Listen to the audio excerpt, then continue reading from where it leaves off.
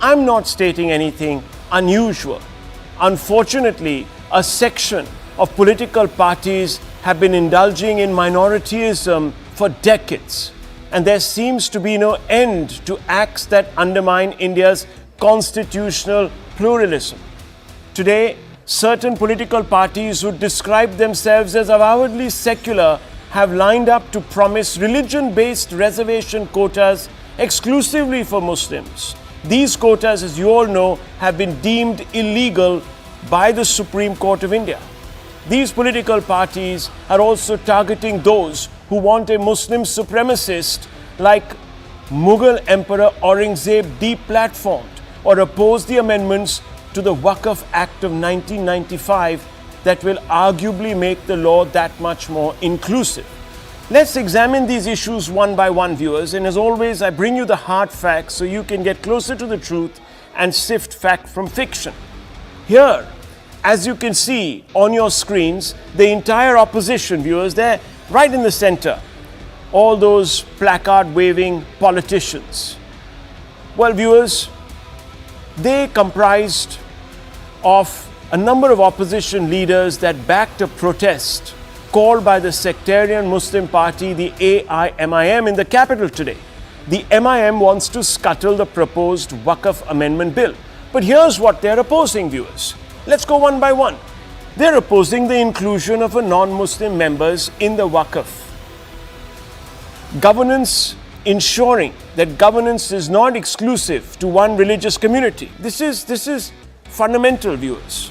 You need inclusivity in any board. They oppose the responsibility of serving Waqf properties, which is now shifted from the Waqf Survey Commissioner to the District Collector. This removes the provision that allowed properties to be declared Waqf based on long-term usage without legal documentation. In other words, viewers, it takes away the untrammeled powers of the Waqf board to grab land, public land. Because the decision on declaring that land a Waqf property has now been moved outside of this particular board. It prevents, therefore, the arbitrary classification of properties as Waqf, ensuring fairness in land and property laws. It allows individuals and organizations to challenge Waqf tribunal decisions directly in the High Court. This was simply not allowed. So if someone's land got taken over, they had to go back and seek redressal from the Waqf board. And the Waqf board, viewers, would then sit in its own judgment, which, as you know, is fraught with implications. Indeed, by any objective yardstick, the amendments are aimed at ensuring that the Waqf Act of 1995 doesn't give one community untrammeled powers to grab public land. To suggest that these amendments are Islamophobic is, as some say, to perpetuate a sense of Muslim separateness. Why, for example, should Muslims be allowed a free hand by law to maintain their places of worship or that are particular to their religion, while Hindus aren't? All Hindu places of worship are state-controlled. It's not just the Waqf Act, but bizarrely a group of political parties are also now taking exception to calls being made to deplatform Mughal Emperor Aurangzeb. Viewers, a member of the India bloc, the main opposition bloc, the Sena UBT, in its mouthpiece, the Samna has said the following, and I quote, "Some new Hindutva advocates have raised such voices claiming that just as the Babri Masjid was demolished, they will also destroy Aurangzeb's tomb. These people are enemies of history and Maharashtra's proud tradition. They want to spread poison in Maharashtra's atmosphere and present themselves as Hindu Taliban," unquote. It's no one's case that vigilantes should be given a free hand to vandalize. But to villainize any historical revision is also wrong, viewers. The BJP has taken strong exception to the opposition's claim that it is abetting the so-called Hindu Taliban. Maharashtra Chief Minister, Mr. Fadnavis, has backed calls to get rid of monuments dedicated to Aurangzeb, but only through the legal route. He's emphasized that the legal route must be followed. But yes, we must move eventually to deplatforming the man in the middle of your screens. Viewers, listening. आज हे ठीक आहे, खरं म्हणजे त्या औरंग्याची cover कशाला हवी, परंतु आपल्याला देखील कल्पना आहे की एएसआयने त्याला 50 वर्षापूर्वी संरक्षित म्हणून अशा प्रकारचं त्या ठिकाणी स्थळ म्हणून घोषित केलेलं आहे आणि म्हणून त्याचं संरक्षण देखील करायची जबाबदारी ही राज्य सरकारवर आणि केंद्र सरकारवर येऊन पडलेली आहे. काय दुर्दैव आहे, ज्या औरंग्याने आमच्या हजारो लोकांना मारलं त्याच्याच कबरीचं संरक्षण आम्हाला करावं लागतं. पण एक वचन तुम्हाला निश्चितपणे देतो, काहीही झालं तरी या महाराष्ट्रामध्ये औरंगजेबाच्या कबरीचं महिमा मंडन होऊ देणार नाही, त्याचं उदात्तीकरण होऊ देणार नाही. त्याचं उदात्तीकरण करण्याचा कोणी प्रयत्न केला तर तो प्रयत्न त्याच ठिकाणी चिरडून टाकण्याचं काम या आम्ही केल्याशिवाय राहणार नाही. हे वचन छत्रपती शिवरायांच्या या मंदिराच्या समोर आपल्या सर्वांना मी देतो. But ask yourself, should Aurangzeb be edified at all? Should some self-avowed secular politicians be making a beeline for his tomb to pay their respects annually? Aurangzeb's odious bigotry quite literally speaks for itself. And yet again, viewers, are some hard facts. He reimposed jizya on so-called non-believers in 1679.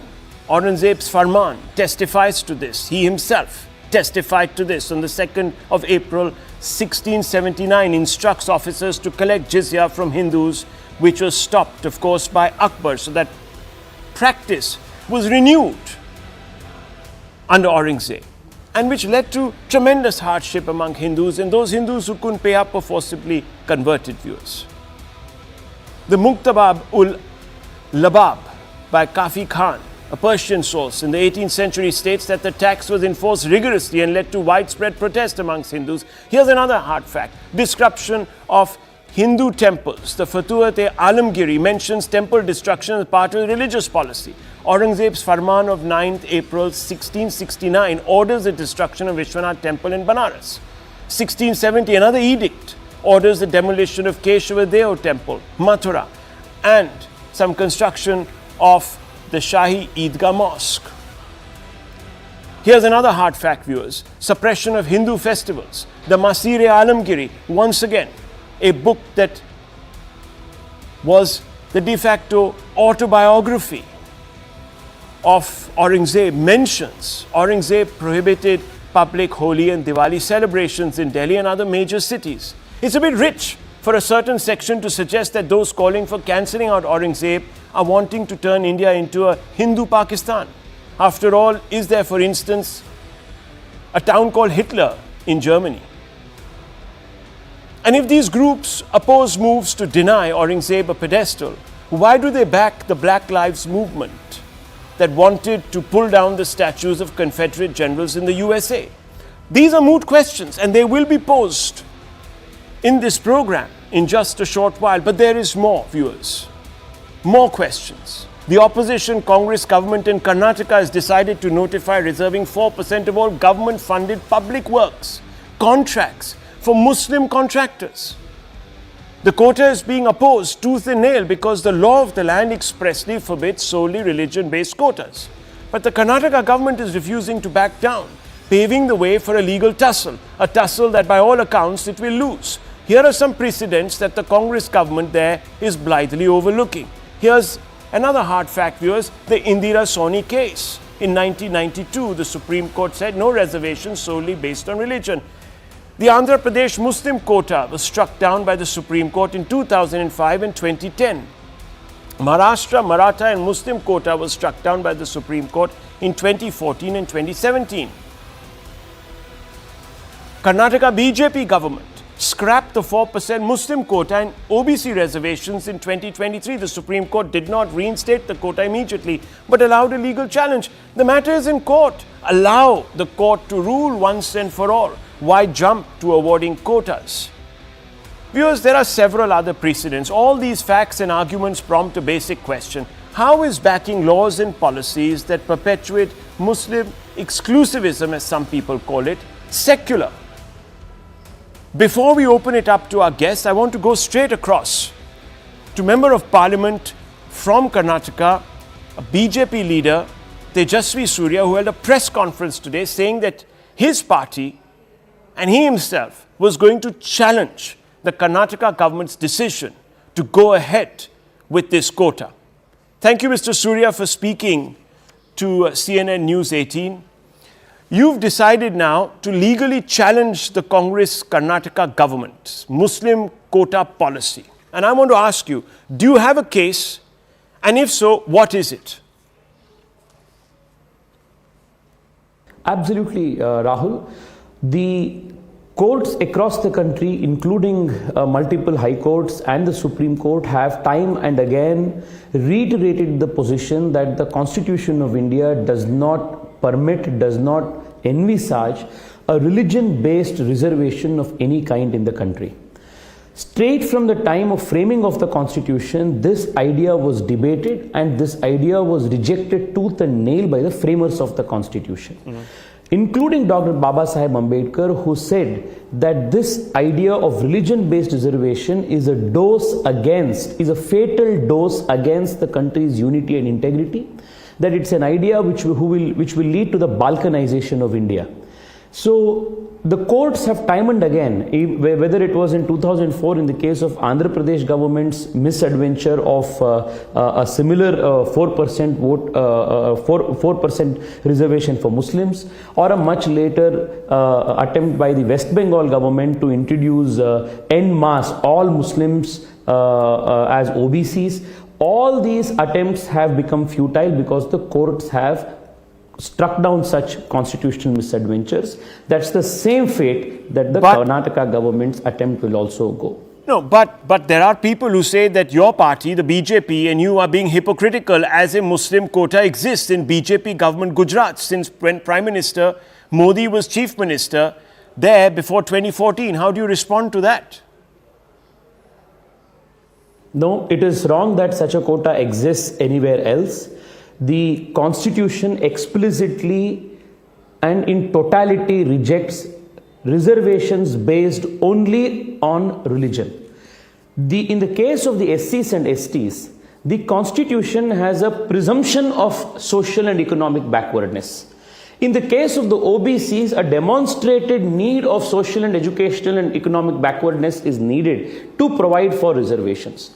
Leaving aside the SCs and STs, no community in the country can have reservations on the basis of being a particular community without a social economic backwardness and economic backwardness and educational backwardness being a criteria.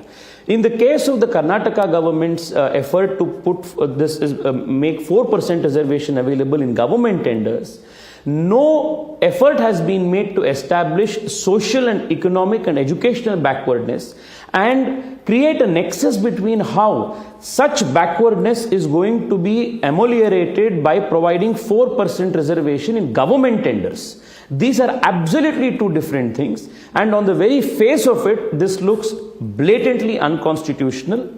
It is patently illegal, and most importantly, Rahul, quoting the words of Baba Saheb Ambedkar again, it is a threat to the country's national integration, national unity. I also want to highlight another aspect of the budget that has not received enough scrutiny by public and by political parties. In addition to this 4% reservation, the Chief Minister has also announced a scheme called the Chief Minister's Muslim Colony Development Fund. And 1,000 crore rupees has been allotted for this scheme. Now I want to ask you, what is this minority colony or Muslim colony development? For how long do we continue the ghettoization of this country? On one hand, the government says they do not have enough money to even fill potholes in the city of Bengaluru, and on the other, they find 1,000 crore rupees to exclusively fund only Muslim colonies in the state. No, but have we not learned lessons from 1947 of the partition of the country, of vivisection of the country on the basis of religious lines? Governments that have sworn on secularism, those who say and claim to be ambassadors of Baba Saheb's legacy, those who say that they claim to be self-appointed custodians of secularism, they are creating Hindu-Muslim colonies and funding Muslim colonies in the country. What is happening? This is the nature of.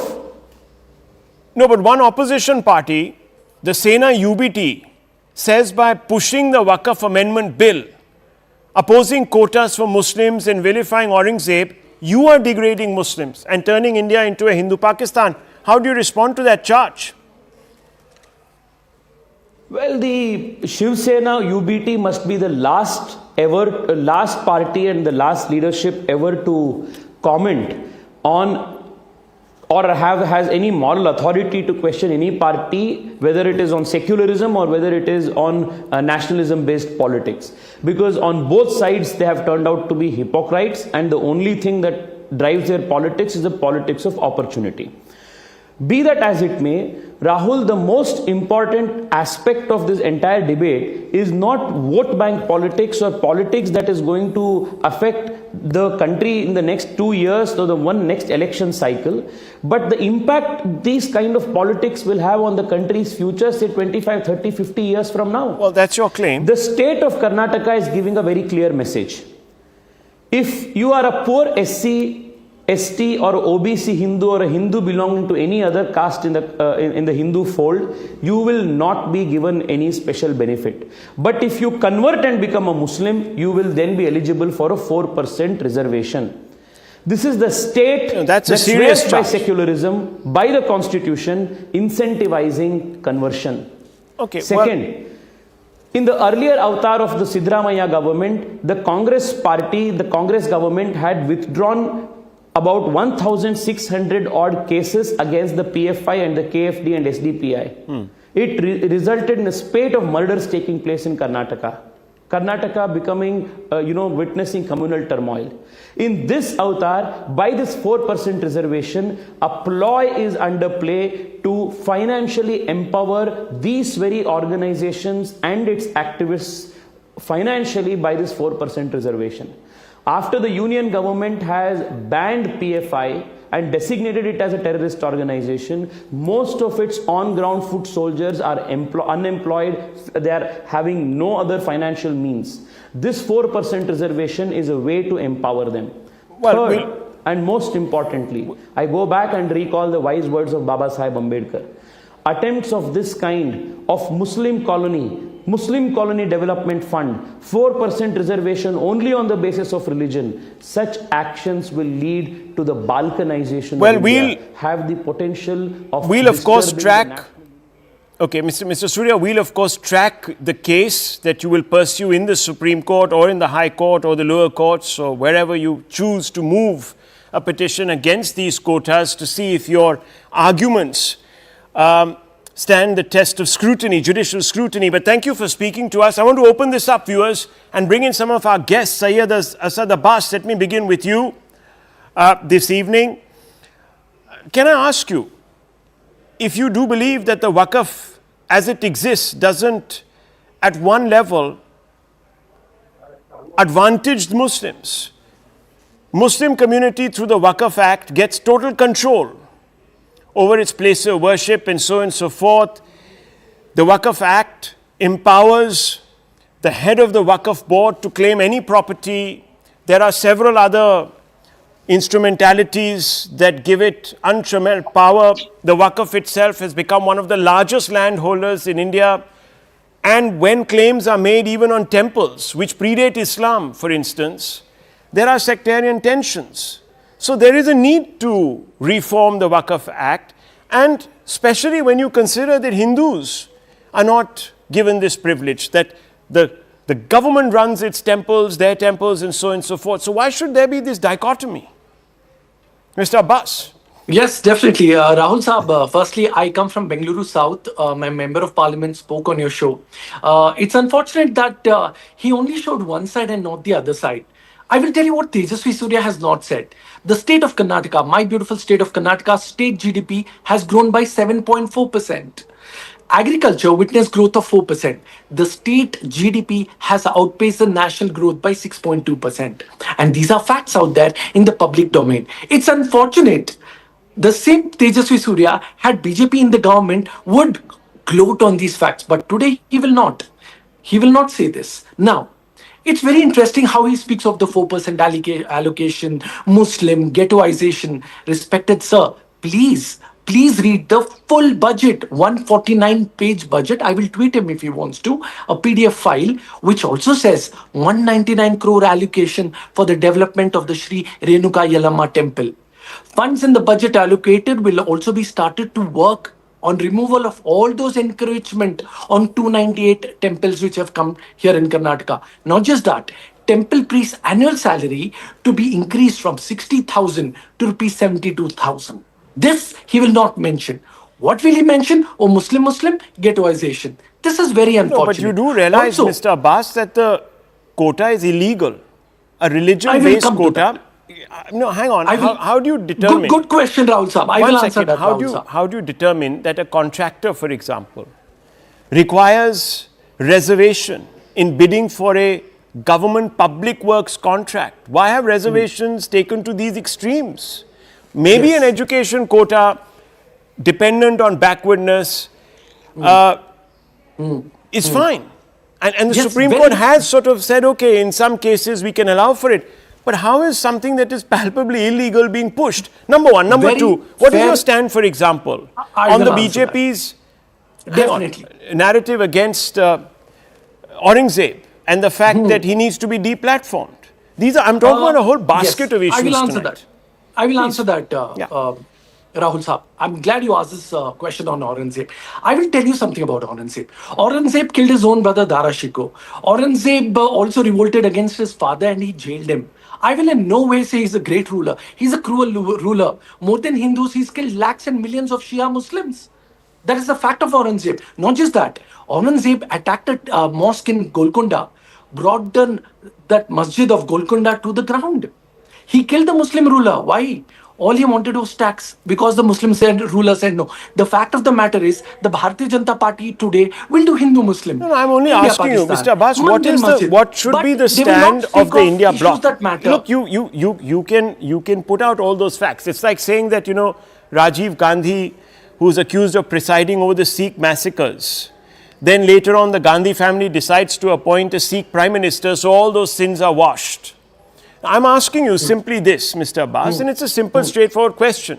What is wrong with the BJP's demand suggesting that people who go and pay obeisance to Aurangzeb are actually cocking a snook at the Hindu community? This is a straightforward question. Do you agree or do you not? I will give you an answer, Rahul Saab. You will like it. I believe that Mr. Devendra Fadnavis chance pe dance kar rahe hain, chauke pe mauka maar rahe hain. Why? The same Devendra Fadnavis was also Chief Minister previously. Why couldn't he do that? Why is he piggybacking on the success of the movie Chhawa so that he invokes the people's sentiments and he speaks of raising Aurangzeb's tomb? You're not answering my question. What's the position? Why didn't you do it previously Fair when enough. you were the Chief Minister? There is whataboutery. But no, hang on. No, 1 second. Then fine. All political parties are opportunistic. You can't blame them for it. But they've now put up an issue. And I think that the opposition is floundering right now. They're not taking a position. In fact, what they're doing is coming out and suggesting that the BJP is turning India into a Hindu Pakistan. How is that happening? Nonetheless, let me just bring in Pradeep Bhandari. Pradeep Bhandari, many people say that, look, you're making a big deal of an issue that belongs to the past. You're distracting from all the problems of the present. This is classic opportunism. This is populism. This is something that stirs your Hindu base. Respond to those charges tonight. Well, Rahul ji, at the outset, let me just say one line that if such Karnataka economy is so great, why is the Congress party not able to pay the Grah Lakshmi Yojana beneficiaries and fulfill its promises? On the ground, the Karnataka economy is crumbling. Everybody knows that, and the Congress party will not understand it because it is busy relaxing in the reclining chairs. Now, let me come to the core of your argument. Finish, Mr. Rahul ji, the core of the argument is very simple. There are statistics. 1 second, I just want to come in here, viewers. There are statistics to show that the budgetary deficit has grown exponentially in Karnataka, and the Chief Minister and others, in fact, not just the Chief Minister, but others have come out and said that, look, they're having problems paying out these various guarantees that have been made. So that is a fact. Now, the reasons could be different, Mr. Bhandari, finish your point. Respond to Mr. Abbas, and Mr. Abbas, don't disturb him, please. Rahulji, I was listening to Mr. Abbas. I was listening to Mr. Abbas for the last 5.5 to 6 minutes. I just need 50% of that time, not even 50, just 30% of the time.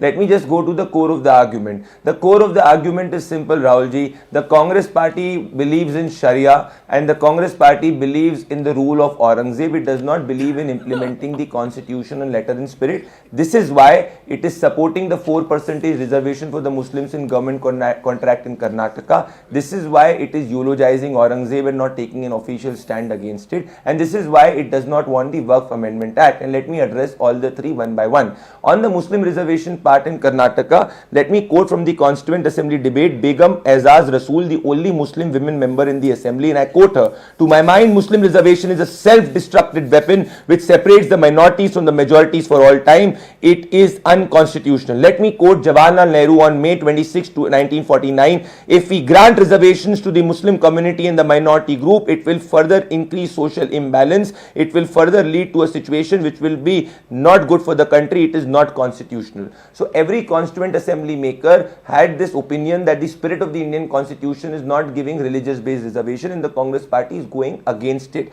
because the Congress believes in Sharia. Now correlate the stand of the Congress party on Aurangzeb. About Aurangzeb, yes, if it is needed to be made big, we will further make it big because the Sanskriti of this country is not Aurangzeb, the Sanskriti of this country is Sanatani. I have the original writings of Aurangzeb here. And what did Aurangzeb stood for? Aurangzeb stood for destruction of Hindu mandirs. No, I've gone over those stood facts. for imposition of jizya. Aurangzeb stood for Shariat, and Aurangzeb stood for replacing every Hindu with a Muslim. No, my The question Indian is, Constitution are you does not raking give up the this right. issue? These are the original writings of the No, before a municipal election in Maharashtra, are you raking this up to polarize the vote bank? That's the specific question, Mr. Bhandari. Quick. Rahulji, Yeah. Breaking news coming in. Abu Azmi does not come from our Abu Azmi does not come from our party. Abu Azmi comes from the opposition rank. It was Abu Azmi who eulogized Aurangzeb. We have the democratic right to rebut that. The Congress party leaders are eulogizing Aurangzeb. We are not doing so. If the opposition has made it stand extremely clear that for them Aurangzeb is the Messiah, I believe that as pure nationalists and patriots, Okay, we have viewers, the right. I need to break very quickly that this particular issue is roiling the masses. Two groups have had a violent face-off in Nagpur during demonstration of Hindu organizations Bajrang Dal and Vishwa Hindu Parishad. In the case of Aurangzeb, police force is on the spot. We don't want to show too much violence here. We don't know if there have been any casualties, viewers, but these are reports that we are getting in. Stone pelting has been reported. The police are there. You can see some arson has taken place. This issue is actually assuming worrying proportions. And I think that political parties need to really come together to either appeal for calm or take this matter to the courts and resolve it. There is, we are being told that tear gas is being fired. This is a very volatile situation. So let's just park those visuals on one side, and I want to go back to some of our guests. The AIMMM representative is here with us also. And I want to come straight out to you, Mr. Junaid Khan. This issue is really beginning to now stir the masses. You have a clash. I'm not going to suggest between whom, because that would also lead to, of course, a whole cycle, and we've seen that before. So I'm just leaving it at two groups. You can read between the lines. But the fact is, how can we have a situation where a whole community is now worried about the fact that their entire quotient of sentiment is being ignored by parties such as yours who want to go out there and put this man, Aurangzeb, on a pedestal? This is beginning to hurt the Hindus. The issue started when the Assam Chief Minister Hemant Biswa Sarma compared Mamata Banerjee and Rahul Gandhi with Aurangzeb, and the UP Chief Minister Yogi Adityanath compared the Samajwadi leader Akhilesh Yadav with Aurangzeb. And a media person with the intention to take a view from a Samajwadi leader is from Maharashtra. He asked a question, and according to the question, he has given a reply. From there on, after the reply of Samajwadi MLA, the BJP has took this term Aurangzeb and his grave and Sambhaji and the Chhawa movie, and they are politicizing the issue for their political benefit, and they have suspended the Vidhan Sabha session. Every I patriotic want to Indian know should that be against is Aurangzeb. the One BJP second, government- Mr. Khan, let's be honest here. Let's be honest that this individual is not really a hero for any community. Mr. Abbas has been balanced enough to tell you that he had a problem Absolutely. also with Shia Muslims. So I'm asking you, why does your party go out there and oppose people who say that perhaps the right historic interpretation of Aurangzeb's crime should be put out there and the person should be deplatformed? Give me that answer. Forget about where this problem started. We all know the genesis, my but tell me. party, we are not praising him, but in fact, we are saying that it is a part of a history, and if anyone has any objection, they should go through the history which is written in books. But the matter is that the BJP No, want but to some of your politicize the issue, and political, the chief some minister- of your political that leaders today have gone to the mausoleum, have Let- paid their let respects, me- quote unquote. I mean, that is a provocation, isn't it? And look at the impact on the ground. No, it is. The impact which we are seeing today is a provocation or the call which the Maharashtra Chief Minister has called that he will exhume the grave of Rahul, Aurangzeb. whether it No, one is second. in Delhi One second, where they Mr. are- Bhandari. Let me bring in Ishkaran. Let me bring in Mr. person Ishkaran CEO. Bhandari. One second. Pradeep Bhandari, 1 second. Let me bring in Ishkaran Bhandari. I'll let everyone have the final comments, but just a minute. I don't think we can run away from this issue anymore, Ishkaran Bhandari. Is this man worthy of being put on a pedestal, or has the time come to inject a dose of reality and tell people who are going out there, who are idolizing him, that they're doing something which is going to provoke a backlash such as the one that we're seeing on our screens? Rahul, since you have raised a multiplicity of issues today, including 4% reservation, which to my mind is completely illegal, it cannot stand the test of the scrutiny which the courts will, it will obviously be challenged in court, because for two simple reasons. Philosophically, reservation was given when somebody was denied benefits. You cannot at one time say we were Mughals, we have ruled over India, at the other time seek reservation and things like this. Secondly, religious religion per se is not allowed. But I will stick to the Aurangzeb issue because you are saying that is becoming a little tense on the ground. Across the world, there is a recognition that people who committed genocide are to be punished, and those who support or idealize genociders are to be punished. Europe, you cannot praise Hitler, you cannot praise Nazism, you will go to jail no matter what their free speech laws are. You go to US, forget Christopher Columbus. During the protests recently, they even took down the statues of Thomas Jefferson, George Washington, because they were called slave owners, even though the deplorable practice of slavery was legal in the US system at that time. Still, they have been taken down because it was not the correct thing. The problem when you praise Aurangzeb today is you are praising his actions, and his actions were genocidal. That is why it needs to be deplatformed, and that is a very polite word. What needs to happen is to bring it out that what was the monstrosities committed by him. We need to address history square on, otherwise people who praise Aurangzeb are going to lead India back to the same path, which cannot be allowed, and that is the global practice.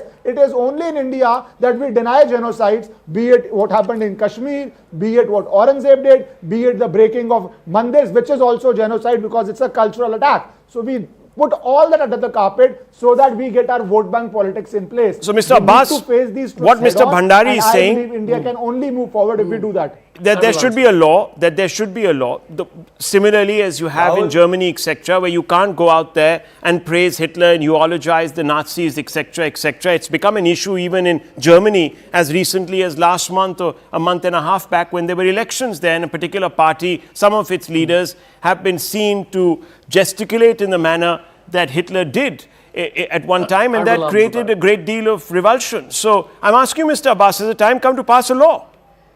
I will answer that. It's very interesting that people like Ishkaran and Mr. Pradeep Bhandari will never question the Bharatiya Janata Party, which is here, which has been 10 years in power. They did nothing about it. Now municipal elections are coming. But Delhi, you need to take an official stand. We are against Aurangzeb. We will remove the Mazar legally. Gentlemen, one at a time. Whether you support Aurangzeb or against Aurangzeb. 1 second, one at a time. Let him finish. Mr. Bhandari, let him finish. Let Mr. Abbas finish. Let Mr. Abbas finish. It's a sensitive issue. Yes. Yeah, 1 second, gentlemen. 1 second. Yes. Mr. Abbas, finish. Make your point. I'm asking you a simple question. Has the time come for a law to ban anyone going out there, hate bans, but viewers, has the point come? And this is a question to you, Mr. Abbas, to draw up a law that criminalizes people who go out there intentionally to hurt another community and pay obeisance to an individual who is not, hasn't acquitted himself well even in history. Rahul Saab, what we just saw the visuals on your channel, what's happening in Nagpur. This is heartbreaking, sir. My Hindu brothers, my Muslim brothers are at par with each other. For what? Who cares about Aurangzeb? He's a cruel. Because some people do. I stand with you, sir. You said a great thing. In fact, Asaduddin Owaisi and the Congress party have done. What is he saying? Asaduddin Akbaruddin Owaisi went to Aurangzeb's grave in 2022. Asaduddin Owaisi's rally in 2022. Gentlemen, please, let's not get het up. Let him finish. Let Mr. Abbas get to the question I asked you, please. I'm running out of time. Yeah. I completely stand with you that all the respective political parties, all the respective heads of religions, heads of state need to come together. Well, need to come together. Mr. Bhandari, are you going to lead this? Should there not be a law in place, Mr. Bhandari? Of course there should be a law. Okay, 1 second, Mr. Abbas. Let him respond because his government is in power in Maharashtra and they can pass the law. Mazar in Maharashtra. And can the Congress party first, Mr. Abbas, you are very close to the Congress party. Get it in writing from DK Shivkumar and Siddharamaiah and Rahul Gandhi that they will support it. Do not act virtually moralistic when you are hypocritical. Bring a law. You will get it. You will be the guys who will come. Mr. Ishkaran Bhandari, very quickly, final thoughts. Final thoughts. Should there be a law? You've advocated for one. Can there be a law? Or will it violate free speech, etc.? Rahul, I believe that any laws on things like this, then the governments abuse them. And congratulations to you today. Some people were trying to chill your speech and the High Court stepped in. So that is why laws on these issues, I in Indian context know how governments abuse laws, any government. So I am not favoring that. But we need to spread awareness so that at least people know. And deplatforming is a voluntary thing which at least happens with people. And we don't cover history under a very rosy carpet to satisfy certain vote banks. Okay, well, viewers, look, this is a sensitive issue and it's spiraling out of control on the ground. So we need to be very, very careful about what we say, when we say it, and who we say it to. Because I think someone needs to come up with a solution. This can't drag on. This will get bigger and bigger and bigger, and we've seen it in the past. And I don't know if it will even end with this next cycle of elections in Maharashtra. But I want to move on because the theme remains the same, viewers. There's a degree of appeasement here, but what we are being told is that the AAP state government in Punjab, yes viewers, the Aam Aadmi Party state government in Punjab appears to be going soft on radical Sikh preacher Amritpal Singh and his 9 associates who are currently in jail. The AAP government doesn't want them detained under the National Security Act anymore. You all know that the National Security Act is a very draconian act. Punjab police, we're being told, is set to bring back Khadur Sahib MP, the Member of Parliament, don't forget, and radical Sikh preacher Amritpal Singh and his 9 associates from the Dibrugarh jail in Assam. This is what multiple news reports in different newspapers are suggesting, and in fact, your channel has also reported this. The Aam Aadmi Party-led state government has decided not to extend their detention under the National Security Act. Amritpal's NSA custody is scheduled to end on April 23rd. In 2024, the detention of Amritpal and his 9 associates under the NSA was extended by a year, and Amritpal was arrested in Moga's Road village on April 23, 2023, following an over a month-long manhunt. Amritpal and his armed aides allegedly broke through barricades and barged into a police station on the outskirts of Amritpal city back then. Amritpal allegedly sought to hold police personnel hostage till police released his aides. It's a matter of debate whether the AAP can legally make a case for revoking the NSA or the National Security Act, but clearly the Punjab government has made its intentions clear, which forces us to ask whether the AAP is placing the interests of apologists for a separate state of Khalistan over India's security interests. And if so, why? After all, Amritpal stands for the balkanization of India. He's made it very clear himself. He is a Bhindranwala sympathizer, and he came out and said, what we are saying is when Bhindranwale demanded Khalistan, he meant there would be consequences if the government did not comply with Sikhs and committed injustices against us.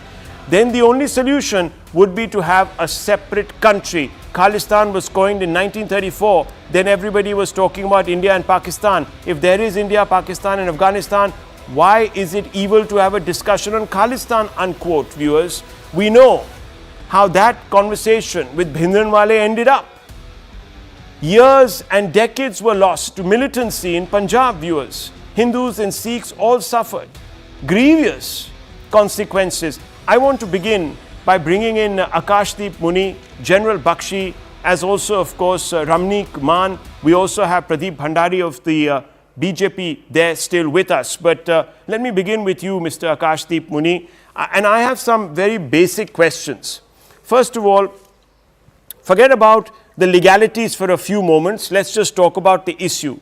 By coming out in support in this particular way, according to all the sources and the fact that a whole posse of policemen are sitting in Assam right now, where these individuals are jailed, to bring them back to Punjab. Many people say it's an attempt to go soft on these individuals. The intent matters more, on whether they can actually do it matters less. So, Mr. Muni, the question is, so much time has elapsed.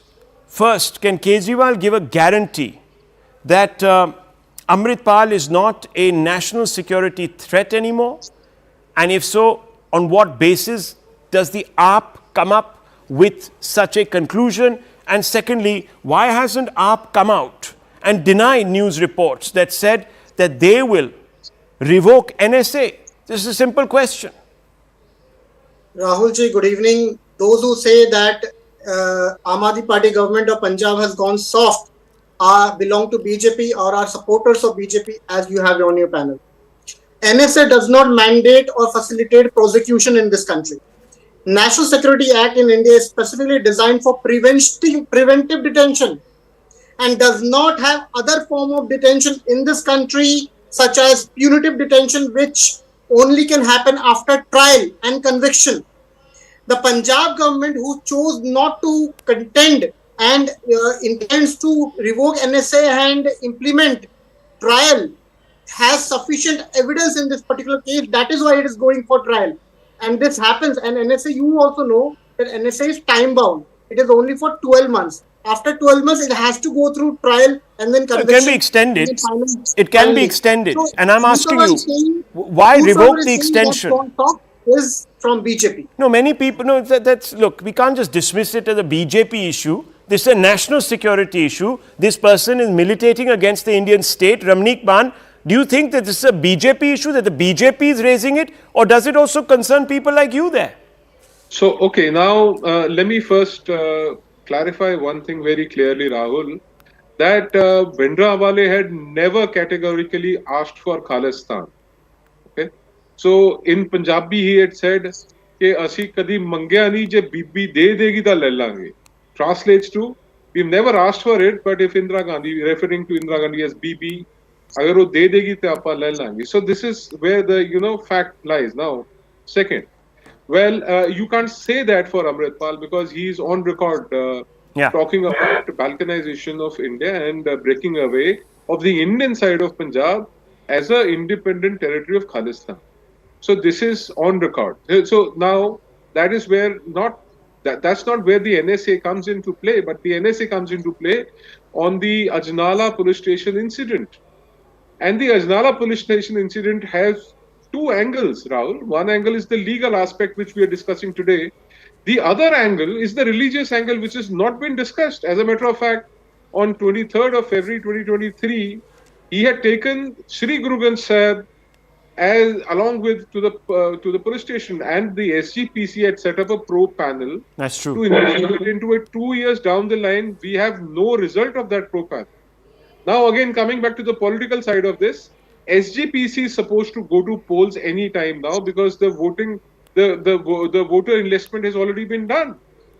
Now the political aspect is this, that after Sukhbir Singh Badal has been declared Tankhaiya by the Akal Takht Sahib and he's been given punishment. Mind you, for the first time ever in the history, a Sikh has been given punishment for desecration of Guru Granth Sahib and he's accepted his crime in front of the Akal Takht Sahib. And that is why he got rid of Gyani Raghbir Singh as the Jathedar Akal Takht. Now, this is the premise. There is a vacuum in the Panthic politics of Punjab. So are you suggesting that the AAP is playing to a particular gallery? Can fill the gap. Yes, these are the people Aam Aadmi Party feels can fill the vacuum favorably for Aam Aadmi Mr. Party. Muni, that's the politics. That's why today you're being ambiguous on this show.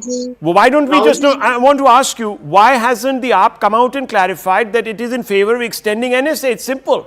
And continuing, why do we have to bring them back to Punjab? Let him be in a sense. It is a dangerous, again, it's a dangerous move. Let him finish. Let him answer. Let him answer. Rahul, it's a dangerous 1 second, Mr. Ramneek Man. Let him answer. Mr. Muni. Okay. Rahulji, what Mansab is saying is about Akalis who control FGPC. It is not related to Aam Aadmi Party. It is totally not Aam related. Aadmi Party, I am categorically saying, Muni Saab, Aam Aadmi Party is playing with fire. No, Muni Saab, please. Dekho, you are listening to predict what I am saying. Allow me to clarify. No. Muni Saab, 1 second. Okay, I think Mr. Muni, 1 second. You might be misquoting Mr. The premise of your whole argument is going wrong. 1 minute. No, hang on. Just a minute. Let me just draw a line here. I want to bring in General Bakshi. So just 1 second. I just want to draw a line. Mr. Muni, please bear with me. Let me ask you my question once again. Maybe you didn't hear it. Why hasn't the AAP come out and clarified that they are not going to revoke, but they're going to seek an extension? 35 top police officials are sitting right now in Assam, wanting to bring back his aides. And at a later date... Yeah. Rahulji, when a person in India wants to, if you want to throw him in jail, you have to convict him. This is preventive detention. Okay, let me open this up. No, 1 second. Look, there have been many, I'm not advocating for such a, I'm not advocating for anyone to bend the law. But viewers, there have been cases. Pradeep Bhandari wants to come in, BJP national spokesperson. General Bakshi, I want you to come in right after that. Yes. Rahul ji, the issue is the consistent support that the Aam Aadmi Party has given to Khalistan. It knows it's on a weak wicket in Punjab. It wants to whip in sentiments by getting elements which do not believe in the unity and integrity of India and Punjab. It's a big Recall charge. Gurpan Singh Pannu's video some time back where he openly said that he has given $16 million to the Aam Aadmi Party for the Khalistani cause. He also said that in 2014, the Khalistani elements and those who believed in Khalistan had met Aam Aadmi Party leaders. Lovepreet Singh Tufan, a close aide of Amritpal, was given backing by the Aam Admi Party. Well, these are allegations and the AAP has come out and clarified them. But the fact of the matter is that Ramneek Man, who knows... having Khalistani links. Yes, okay. The BJP obviously is going to say that the AAP is siding with an incendiary so that they can actually appeal to a nativist audience. Ramneek Man says this is all being done because the SGPC is ready to conduct its election and that nativist element needs to be sort of rallied and roused, and the AAP is trying to get its foot in the door. Okay, well, you know, a lot of things have been said. Mr. Muni, I'll come out to you, but I just want to bring in General Bakshi. General Bakshi, should this man be kept under NSA? Simple. Is he a threat to national security? Break his background down for us. General Bakshi. You know, this man, he had gone to the Emirates, he was in UAE, he had become a truck driver there, he had shaved his hair, you know, I mean, so much for his piety to the Sikh traditions and scriptures. He had shaved his hair, mechanized as it is said, he had become mechanized. And suddenly the ISI discovered him there. That because he was tall, he was lanky, he had a curious physical resemblance to Bhindrawale, they thought he was the prime candidate to be made into a new saint who would preach the anti-drug path, etc., try and plug into that very genuine grievance in Punjab, anti-drug feelings in Punjab, etc., and catapult him into sainthood. And then from there, we all know what happened with that last saint. Punjab went through hell. I was there, we saw it. For a full decade, Punjab had gone through hell and back. And it is only once, the whole thing grew and grew because of political expediency on all sides. So, Mr. Muni, including the Congress, by the way. Okay, so Mr. Muni, let me bring in General Bakshi's painted a picture. Have you? The reason he was removed from Punjab and taken to Assam was to obviate those visuals that we were showing you a couple of years ago. You saw a whole group of people who were his supporters decided to storm a police station. If he's brought back to Punjab and housed there, what's the guarantee that this won't repeat itself? And what will the state government do, Mr. Muni? Look at these pictures. See, for conviction, he has to be brought back. But the interesting factor, do you know which party this Amritpal belongs to? Shiromani Akali Dal, which is a breakaway faction of... No. Sorry. What are you saying? Don't hide it. No, don't. What do you mean don't hide it? No, one second. Ramneek Man. No, the fact check coming in from Ramneek Man. No, please. Okay, No, he's don't do separate this. party called Shiromani. He's formed a separate party called Akali Dal Waris Punjab De. Oh, nahi yaar, Muni Saab, you don't know anything about Punjab. Why do you come to Punjab debate? Hang on. Don't divert from the issue. It's a party called Akali Dal Waris Punjab De. Viewers, I will repeat for your convenience. Akali Dal Waris Punjab De. And when Amritpal came into picture, he had three primary motives. One was drug. we can't have this noise tonight on the show. Very sensitive issues, viewers. We are discussing very sensitive matters. If the government brings it... No, one second. Hold on to your thought, Pradeep. Hold on to your thought. Rahul, he had come with three basic premises he had. Number one was drug de-addiction of Punjab. Number two was Khalsa Veer and Amrit Sanchar. And number three was Khalistan. What has changed?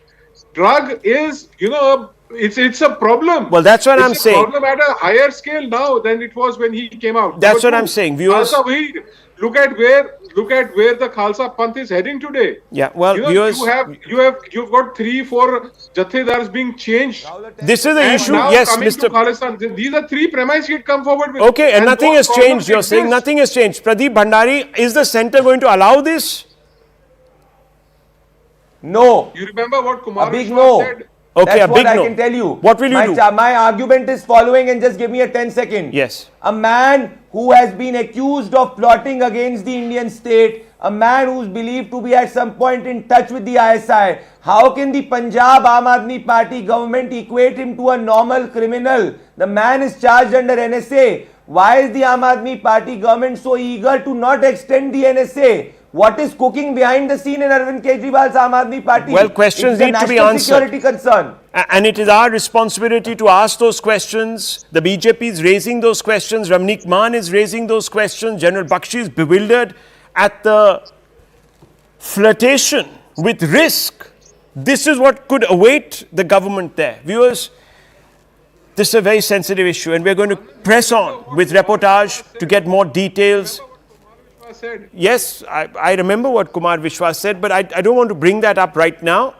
Suffice to say, viewers, can't play with fire with individuals such as this. A wire media needs to be found, a legal wire media needs to be found to ensure that this doesn't happen. Let's move on very quickly. Finally, viewers, for a while now, several commentators who find themselves at odds with Modi's political inclinations have been rubbishing BJP's claims that the PM has acquired unprecedented global influence. Whenever global leaders praise Modi, these critics at home dismiss the compliments as empty platitudes from statesmen around the world who have realized that they can get the Indian Prime Minister to be more malleable by flattering him. At least that's what the opposition says. But what if their prejudice is blinding them? That's a fundamental question. Well, viewers, that's for them to answer. But on the back of the Prime Minister's interview to YouTuber Lex Friedman, the Polish Deputy Foreign Minister has become the latest foreign leader to talk about Modi's global influence. Listen into this exclusive reaction. We are very grateful for India's involvement. We are very happy that Prime Minister Modi is doing that. We had a fantastic visit of Prime Minister last year. We signed a comprehensive strategic agreement. We signed an action plan to implement it. We appreciate the fact that Prime Minister Modi, at the early stages of the war, did persuade Mr. Putin not to try to use tactical nuclear weapons. He made a call to to President Putin.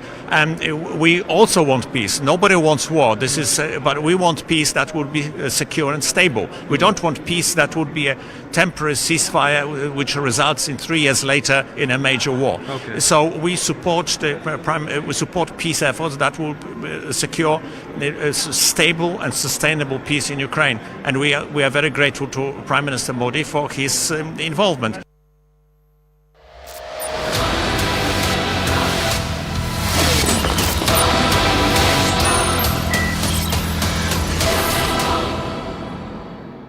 Presented by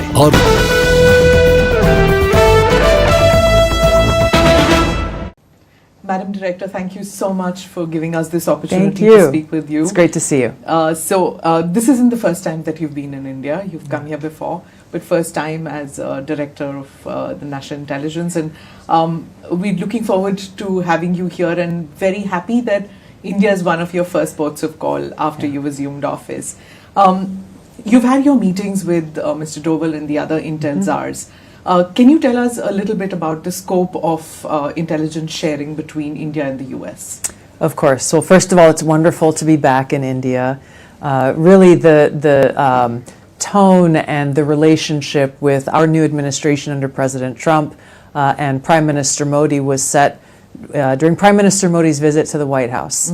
As you know, they are already good friends. It was a very great opportunity for them to share their joint vision for the U.S.-India partnership and the opportunity for us to continue to strengthen that partnership. So the meetings that I've had here with different Indian government officials and intelligence officials really is set on that foundation of how we can continue to integrate, how we can continue to strengthen our relationship, not only, of course, in my area of intelligence, but we're looking at commerce and trade and defense and education. There's nothing but opportunity that I see here in the U.S.-India partnership. Well, you spoke about commerce and trade. Of course, there's a lot of anxiety among Indians about the tariff regime.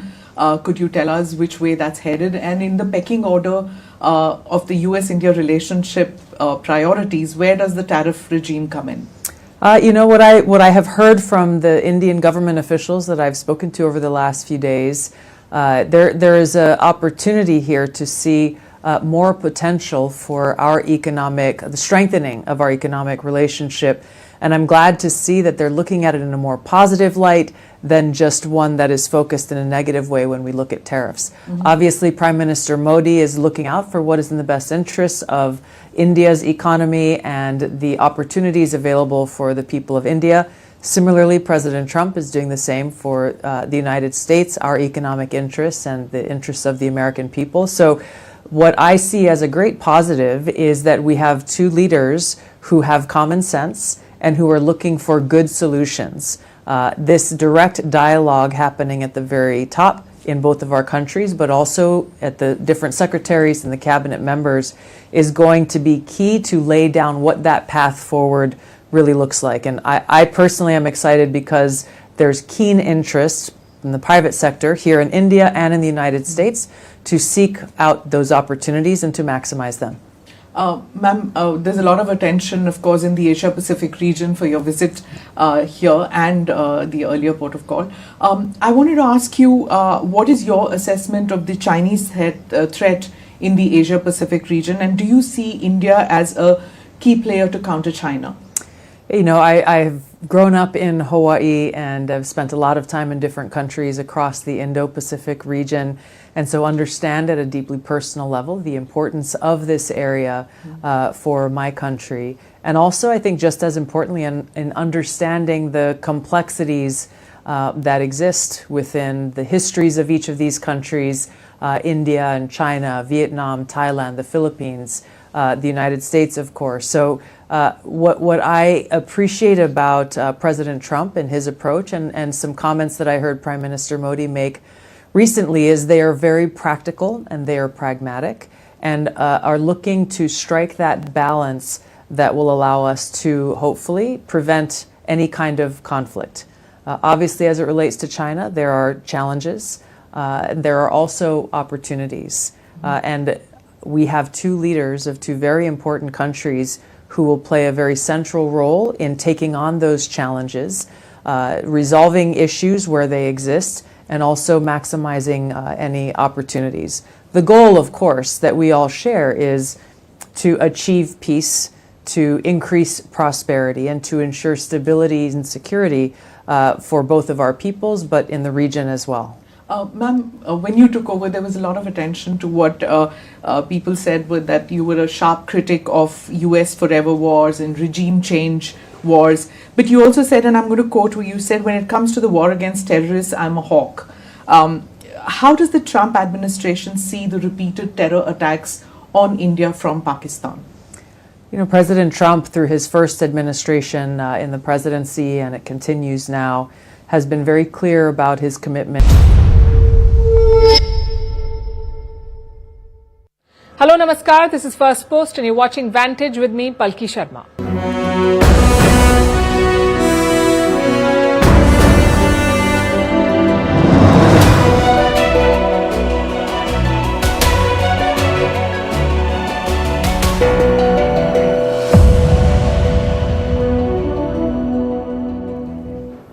Hello and welcome to Vantage. We are coming to you from the Ideas Pod studio in New Delhi, right on the sidelines of the Raisina Dialogue. It's been a busy day here today. Hundreds of politicians, business leaders, thought leaders from all over the world have gathered here. They will be discussing some of the biggest issues of our times, from artificial intelligence to tariffs and the war in Ukraine.